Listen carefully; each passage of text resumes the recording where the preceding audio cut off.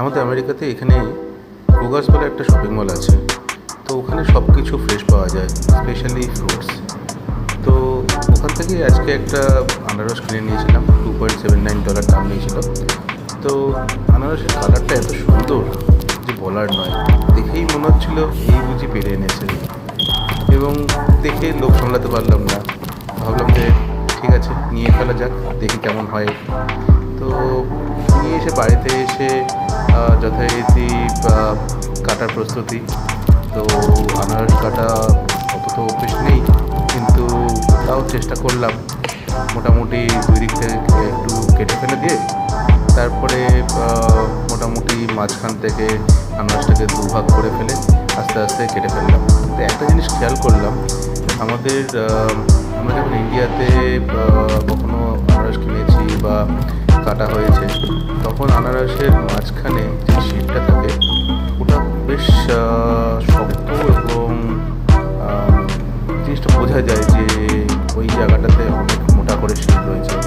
কিন্তু আজকে যখন এই আনারসটা আমি যখন কাটছিলাম, তখন একটা জিনিস ফিল করলাম যে বেশ স্মুথলি ব্যাপার, মানে আনারসটা কেটে যাচ্ছে।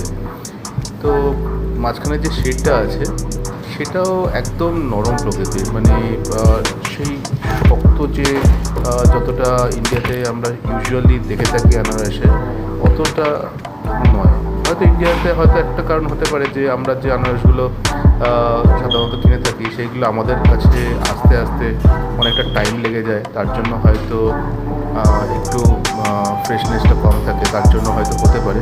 বা হয়তো আনারসের ওখানকার প্রকৃতির জন্যও হতে পারে যে হয়তো ওইরকমই টাইপ হয়। তো জানি না কী কারণে ব্যাপারটা হবে।